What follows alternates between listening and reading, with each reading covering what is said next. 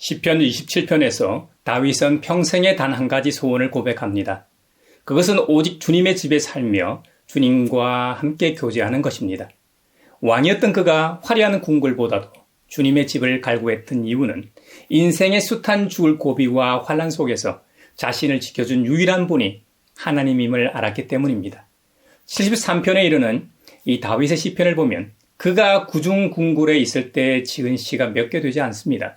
대부분은 그가 환난 중에 있을 때 가까운 사람으로부터 배신당하고 버림받고 죽음의 위협을 받을 때 지은 시들입니다. 그때 그를 찾아오신 분이 바로 하나님이시기 때문이죠. 그가 하나님을 만나기에 가장 좋은 장소가 바로 어려움에 처해 있을 때였다는 겁니다. 그가 일평생 잘못한 게 있다면 가장 아끼는 장수였던 충신 우리아를 죽음의 전장으로 내몰고 그의 아내를 강제로 취한 것일 겁니다. 그가 그때 어디에 있었습니까? 궁궐에 있었습니다. 단순히 전쟁터가 아니고 안락한 궁궐이 아닙니다. 고대 사회에서는 왕이 직접 출정하기도 하지만 직접 참전하지 않는 전쟁도 있죠. 전쟁의 중요도에 따라 그건 달라지는 것이죠. 그런데 다윗은 거의 대부분 전쟁에 함께 했습니다. 본인이 직접 그 전쟁을 진두지휘했습니다. 그런데 그가 하나님의 마음에 벗어난 그 순간만 궁궐에 있었다는 점이 문제겠죠. 자신이 있어야 할 장소나 위치에 있지 않는 것도 문제이겠지만 제가 오늘 지금 말씀드리고 싶은 것은 다윗이 하나님을 만나고 느낌에 있어 가장 좋은 장소가 그리 좋은 곳이 아니라는 점입니다. 광야, 사막, 외딴 동굴, 먹을 것도 없고 마실 물도 별로 없는 곳, 도와줄 사람도 없고 오직 하나님만 의지할 수밖에 없는 그런 곳 말입니다. 오늘 마태복음 본문은 그 다윗의 소망이 어떻게 온 인류의 빛으로 나타났는지를 보여줍니다. 주현절의 절정은 화려한 예루살렘 성전이 아니라 가장 소외되고 버림받은 땅 갈릴리 가브나움에서 시작됩니다. 어둠이 짙을수록 빛이 더 선명하듯 오늘 주님은 우리 인생의 가장 어두운 변두리를 찾아오십니다. 예수님께서 공생애를 시작하시며 택하신 곳은 유대 정치와 종교의 중심지가 아니었습니다. 오늘날로 치면 세계 경제의 수도 뉴욕이 아닙니다. 금융의 수도 런던도 아닙니다. 문화적으로 화려한 파리나 로마가 아닙니다. 우리로 치면 서울이 아닙니다. 이사야 9장 1절이 예언하듯 그곳은 멸시받던 스불론 땅과 납달리 땅, 즉 이방의 갈릴리였습니다. 영화 가브나움을 아시는지요? 가브나움 영화는 레바논의 베이루트 빈민가를 배경으로 한 리얼리즘 영화입니다.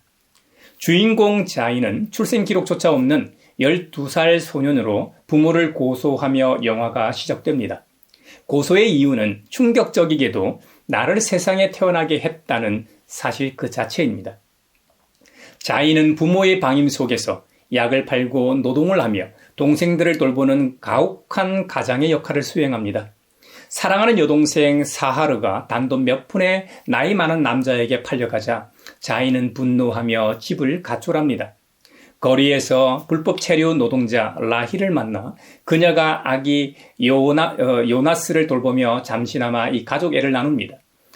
하지만 라힐마저 체포되자 자인은 아기를 살리기 위해 비참한 사투를 벌이다 결국 비극적인 사건에 휘말립니다. 영화는 자인의 시선을 통해 아동인권, 빈곤, 불법 체류 등 현대 사회의 가장 어두운 단면을 가감없이 폭로합니다. 실제 거리의 아이들을 캐스팅하여 다큐멘터리에 가까운 생생함과 가슴을 후벼 파는 감동을 전달하죠. 제목 가브나움은 성경 속 장소이자 혼돈과 도가니를 뜻합니다. 지옥 같은 현실을 역설적으로 표현하고 있죠. 마지막 장면에서 신분증 사진을 찍으며 이 짓는 자인의 미소는 관객들에게 잊지 못할 질문과 울림을 남깁니다. 영화 가브나움의 주인공 역할을 맡은 소녀는 실제로 시장에서 배달 일을 하던 시리아 난민 소년입니다. 자인의 여동생 역을 맡은 소녀도 가브나움 베이루트 거리에서 껌을 파는 소녀입니다. 몰래 낳은 아기를 숨어 기르면서 작은 놀이시설의 청소부로 일하는 에티오피아 출신의 불법 체류 여성 라힐의 역을 맡은 배우도 실제 케냐 출신 불법 체류자입니다. 그곳은 온갖 위법 행위가 난무하는 어둠 중에 어둠이 깔린 지역이었습니다. 가게에서 물건을 훔치고 대마초를 피고 전쟁놀이를 하면서 온갖 범죄와 폭력에 노출된 어린 아이들이 등장합니다. 지긋지긋한 가난, 국가도 부모도 지켜주지 않는 출생증명서도 없는 삶을 보여줍니다. 영화에서 가장 인상 깊은 장면은 법정에서 주인공 자인이 어른들에게 하는 말입니다. 나를 세상에 태어나게 한 부모님을 고소하고 싶어요. 자식을 양육할 능력이 없는 어른은 아기를 갖지 않기를 바랍니다. 내가 기억하는 것은 폭력, 모욕, 두들겨 맞기, 체인과 몽둥이와 벨트로 맞은 것입니다. 내가 들은 가장 친절한 말이라곤 쓰레기들아 꺼져버려 였습니다. 인생은 똥더미예요. 내 신발보다 더러워요. 난 이곳 지역에서 살아요. 난 자라서 좋은 사람, 존중받고 사랑받는 사람이 되길 원했어요. 하지만 신은 우리가 그렇게 되길 원치 않았어요. 신은 우리가 다른 사람들을 위한 걸레가 되길 원했던 거예요. 지금 엄마 뱃속에 있는 아기도 나처럼 될 거예요. 이 말을 듣는 순간 내내 마음이 무거웠습니다. 그러나 가난한 빈민가, 온갖 범죄와 폭력, 사기와 노골적인 탐욕이 난무하는 지옥 같은 세상의 한편에는 아직 인간에 대한 신뢰와 연민으로 서로에게 힘이 되려는 사람들이 있다는 희망과 잔잔한 감동을 주었습니다.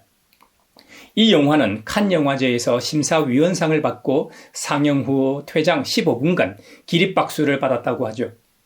영화에 출연한 사람들은 정작 칸 영화제에 올 수 없었다고 합니다. 신분증이 없는 불법 체류자들이기 때문이죠. 그러나 영화에 출연한 시리아 난민 소녀는 영화 덕분에 가족과 함께 유엔 난민기구의 도움을 받아 노르웨이에 정착했다고 합니다. 생애 처음으로 학교에 다니게 되었다고 하네요. 참 감사한 일이죠.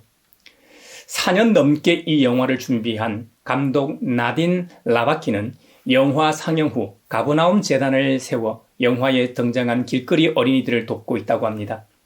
그리고 나딘 이 라바키 감독은 인터뷰에서 이렇게 말했습니다. 전 충격을 주고 경고하고 변화를 만들기 위해 영화를 찍습니다. 파리나 런던의 카페에 앉아 한가하게 글 쓰는 비평가나 만족시키려고 만들지 않습니다. 현실은 영화보다 몇 배로 잔혹하니까요. 큰 울림을 주는 인터뷰입니다.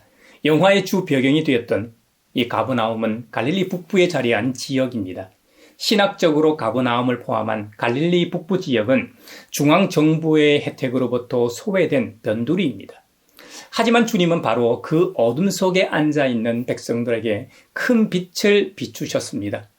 이것은 복음의 역설입니다. 하나님 나라의 빛은 스스로 빛나고 있다고 믿는 예루살렘이 아니라 자신이 어둠 속에 있음을 아는 이들의 땅에서 먼저 시작됩니다. 우리가 인생의 변두리에 서 있다고 느낄 때 그곳이 바로 주님이 가장 먼저 찾아오시는 주님 현년의 장소임을 우리 모두 기억해야 합니다. 예수님께서 빛을 전하기 위해 가장 먼저 하신 일은 제자를 부르시는 것이었습니다. 주님은 성전에서 기도하는 자들이 아니라 바다에서 그물을 던지고 손질하던 어부들을 찾아가셨습니다. 고고학적 발굴을 통해 신약시대의 이 가버나움은 가로 800m, 세로 250m 규모의 마을이었다고 합니다. 축구 경기장 28배 정도의 넓이입니다. 제가 축구를 좋아해 축구 경기장으로 비유했는데요. 어느 정도인지 감이 잘 안 오시죠? 친숙한 공간으로 비교를 한번 해보겠습니다. 지금의 여의도 공원, 예전의 여의도 광장 면적 정도 됩니다. 경복궁의 절반 정도 되고 잠실에 있는 롯데타워 전체를 합친 면적과 비슷합니다. 아니면 석천 호수 동호와 서호를 합친 것과 비슷합니다. 제가 부산 출신이니까 바닷가와 비교하면 확실히 이해가 더 쉬울 것 같네요.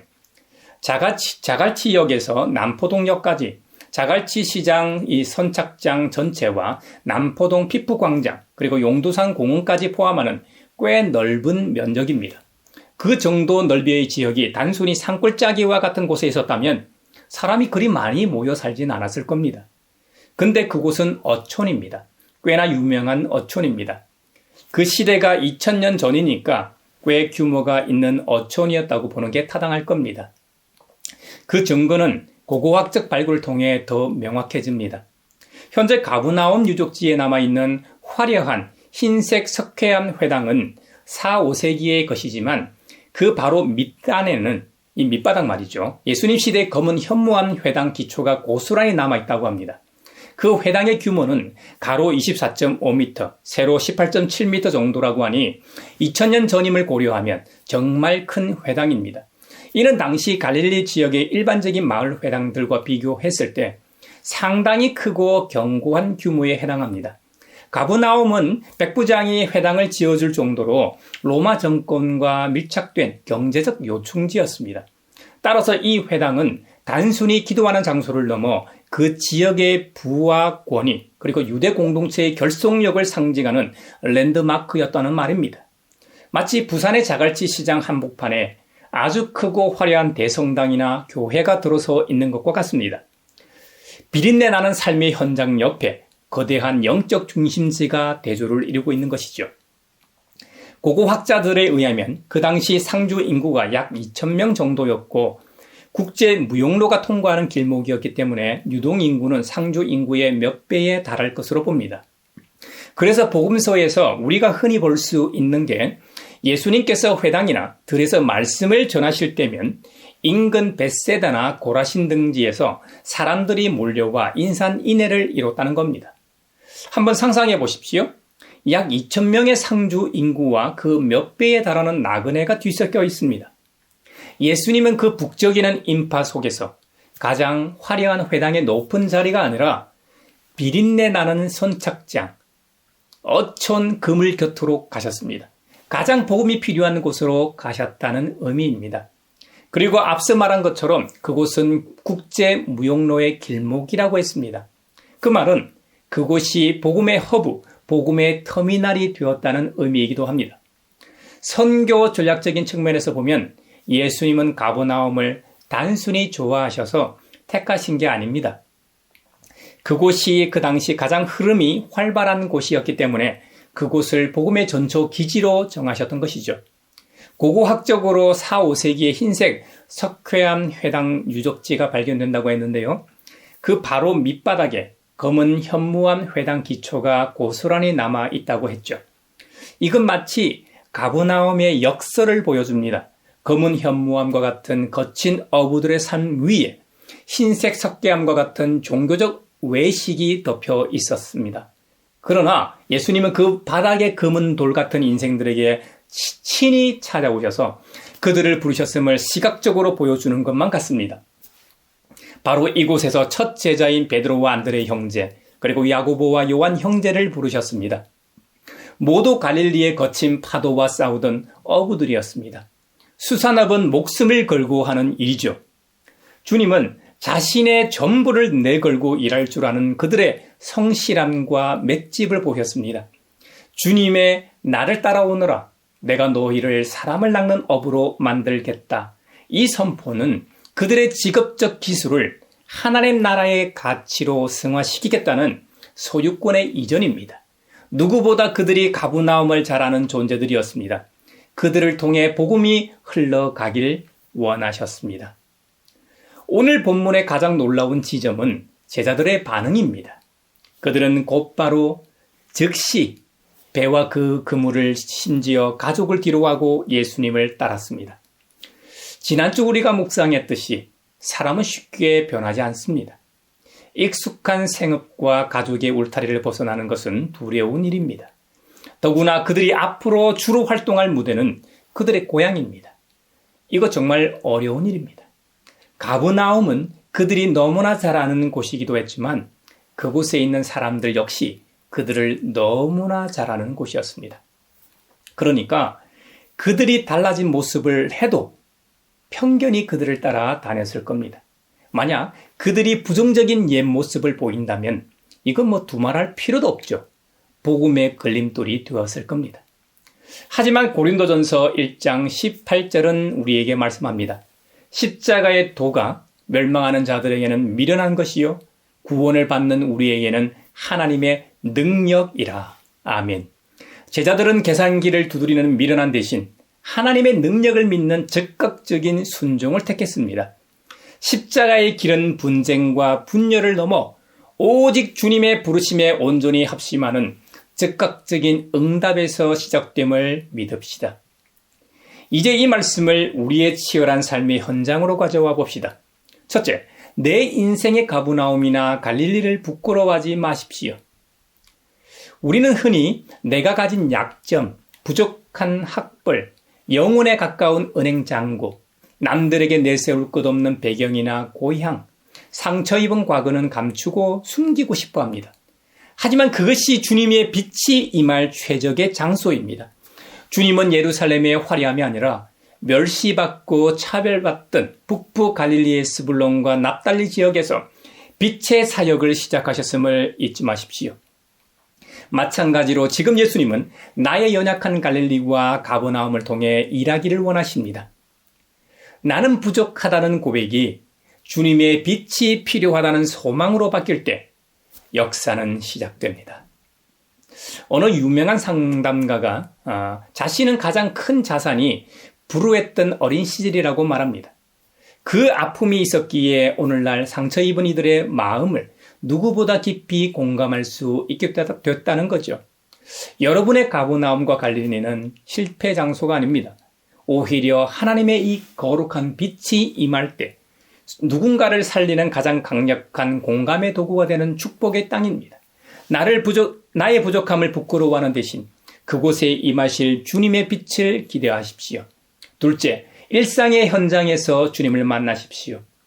예수님은 사랑하시는 제자들을 성전이나 회당이 아니라 비린내 나는 그물 곁에서 부르셨습니다. 이것은 우리의 거룩함이 예배당 안에서만 결정되는 것이 아님을 의미합니다. 주님은 특별한 장소가 아니라 여러분이 매일 그물을 던지는 직장, 가사 노동의 현장, 공부하는 책상에서 여러분을 부르십니다. 오늘 내가 하는 성실한 일들이 장차 사람을 낚는, 사람을 살리는 거룩한 도구가 될 것임을 믿으십시오. 내가 가장 잘하는 것이 주님의 손에 붙들릴 때 사명이 됩니다. 한 기독교 기업인은 매일 아침 출근해 자신의 책상을 닦으며 이렇게 기도했다고 합니다. 주님, 오늘 제가 작성하는 이 서류 한 장이 세상에 유익이 되게 하시고 제가 만나는 사람들에게 주님의 성실함을 보여주게 하소서. 여러분이 매일 던지는 그물, 그것이 키보드이든 자동차 운전대이든 주방의 칼이든 그 현장이 바로 주님이 여러분을 사명자로 부르시는 거룩한 부르심의 자리임을 잊지 마십시오. 나의 달란트가 주님의 손에 붙들릴 때 우리는 비로소 사람을 낚는 어부가 됩니다. 셋째, 즉각적인 순종의 맷집을 기르십시오. 사도라 불리는 예수님의 제자들은 곧바로 즉시 배와 그물을 버려두고 따라 나섰습니다. 이는 대책 없는 무책임함이 아닙니다. 나를 부르신 분에 대한 절대적인 신뢰에서 나오는 반응입니다. 우리는 너무 많이 고민하다가 기회를 놓칩니다. 주님이 마음속에 감동을 주실 때 곧바로 즉시 순종해 보십시오. 작은 순종이 쌓여 반석 같은 믿음이 됩니다. 세상의 계산법으로는 미련해 보일지라도 주님과 함께 걷는 그 길이 가장 확실한 승리의 길입니다. 영화 가버나움의 자인이 그 비참한 현실 속에서도 아기 요나스를 끝까지 포기하지 않았던 것은 어떤 거창한 계산 때문이 아닙니다. 지금 당장 자기가 해야 할 선한 일이기 때문입니다. 나중에 형편이 좋아지면 아이들 다 키워놓고 하며 순종을 미루지 마십시오.